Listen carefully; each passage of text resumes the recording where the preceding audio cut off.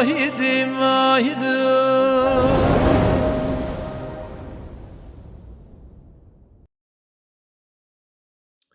chers amis, nous nous retrouvons pour un nouveau partage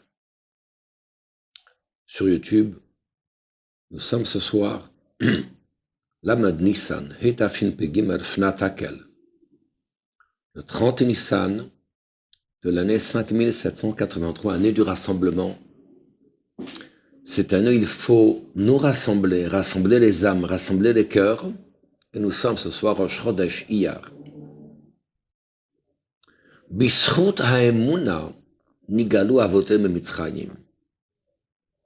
Disent nos maîtres, c'est par le mérite de la croyance que nos ancêtres ont été libérés d'Égypte.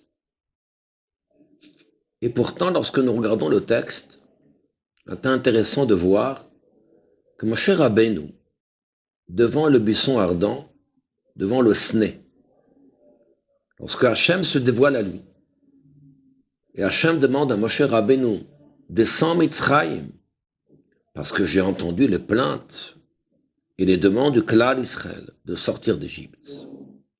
Moshe Rabbeinu interpelle Hachem et dit, Vehen lo yaminu bi, et s'il ne me croit pas, Velo yaminu leotot ha'ele, et qui ne croit pas aux signes que je suis en train de faire. La question est, comment est-ce possible que Moshe Rabbeinu puisse interpeller Hachem sur une telle question? Que Klal Israël, que le peuple d'Israël ne puisse pas croire en Dieu. Pourquoi pas?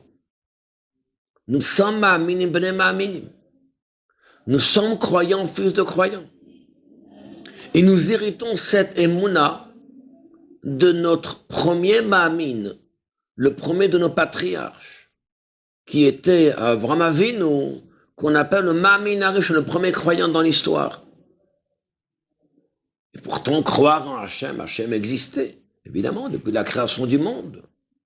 Hachem se dévoile à Adam Arishon.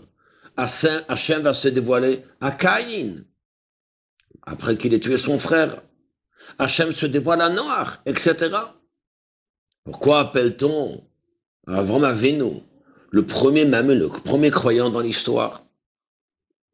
Et fort de constater que 4/5 du Klal Israël n'ont pas quitté Mitzrayim, n'ont pas quitté l'Égypte, sont morts durant l'appelée de Chosh, l'appelée de l'obscurité. Pourquoi? Parce qu'ils n'ont pas cru en Mashiach. Ils n'ont pas cru en la libération de Moshe Rabbeinu. Vachamoshim alou bnei Israël, mais Eretz Mitzrayim, il n'y a qu'un 5e qui a quitté Mitzrayim. Ceux qui ont cru. Peut-on ne pas croire? Et pourtant, cette croyance est une croyance overet, qui se transmet de génération en génération, depuis le premier croyant dans l'histoire, avant Avinu. Essayons de comprendre qu'est-ce qui fait la différence. Que nous pouvons avoir une croyance en Hachem, qui est une croyance qui est en nous, qui est innée en nous, mais qui ne se dévoile pas forcément telle qu'on doit la dévoiler. Avraham Avinu a été éprouvé 10 fois.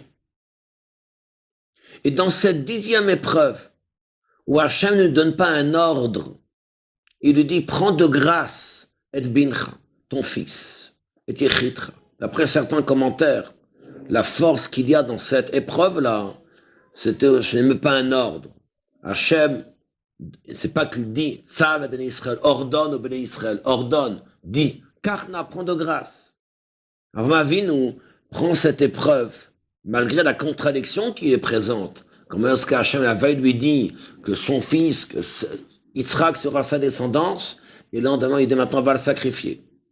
Avraham Avinu ne fait pas le moindre raisonnement, la moindre comptabilité, la moindre rationalité. Il s'applique à réaliser la volonté de Dieu. Et ainsi, il a introduit en nous une force tout à fait remarquable, une force innée, cette force-là qui, à l'instar de ce que Avraham Avinu va faire naître au fil des siècles, il ne fait pas uniquement naître une nation juive, être humain. Pas que cela. Il fait naître des ma'aminim. Il fait naître des croyants. Et c'est à ce titre-là que nous sommes effectivement croyants, fils de croyants. C'est une croyance qui vient de notre premier patriarche. Mais la question est, bien que nous naissions avec cette croyance doit grandir avec le temps. Cette croyance doit être dévoilée. Cette croyance doit être encore plus affirmée. C'est bien ce que nous voyons, que dans toute époque, que la capacité qu'il y a, l'imsor et atzmo, de donner sa vie pour la sanctification du nom de Dieu, n'est pas toujours présente à tout moment de notre vie.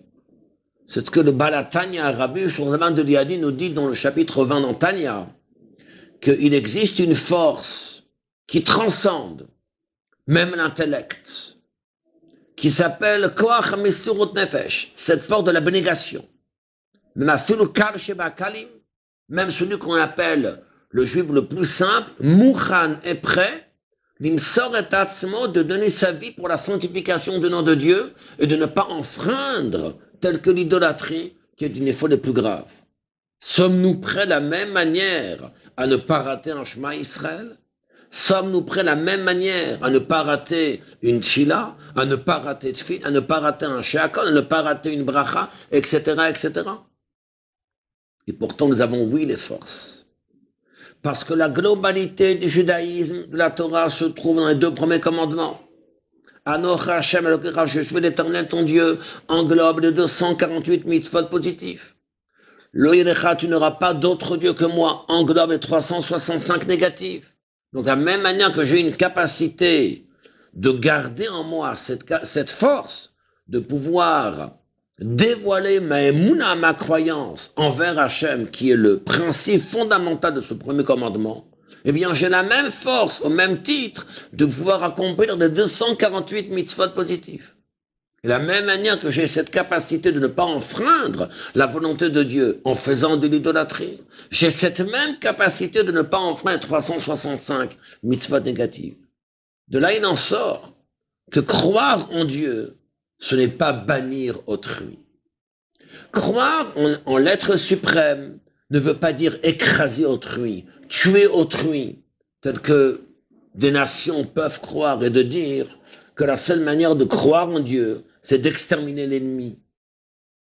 Le but, tel que le judaïsme définit, il n'existe pas d'ennemi à la croyance.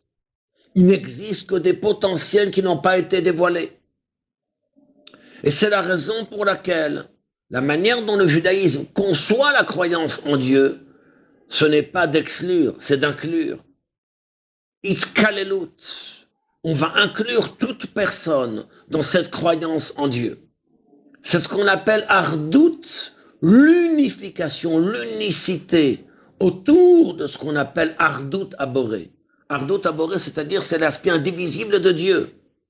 Qu'Hachem il n'y a rien d'autre qu'Hachem. À ce titre-là, soit juif que nous sommes, Klal Israël, le peuple d'Israël que nous sommes ici là sur terre, que nous sommes les descendants d'Amavinu, Yitzhak et Yaakov, que lorsque nous parlons des autres nations du monde, qui sont également des descendants d'Amavinu, puisque Amavinu donne Ishmaël, il donne Esav, et à ce titre-là, ces descendants-là, bien pénètrent, reçoivent en eux cette capacité, Amavinu, d'être également un Ma'amin, d'être également un croyant. Et cette croyance, il faut la travailler. Nous sommes juifs, nous avons 113 commandements. Celui qui n'est pas juif a 7 commandements. Le premier des commandements de ces 7 commandements, les ha'amin, de croire qu'il existe un Dieu unique, Ardout Aboré. Et je pense que c'est ça le message qu'il faut retenir. Croire, c'est inclure. Que Dieu fasse que nous puissions mériter à ce que ce mois de Nissan qui se conclut soit le mois de la délivrance, accorde la refoua, la guérison pour tous les malades d'Israël et nous permette de recevoir la Torah très prochainement avec joie et avec sincérité. À très bientôt.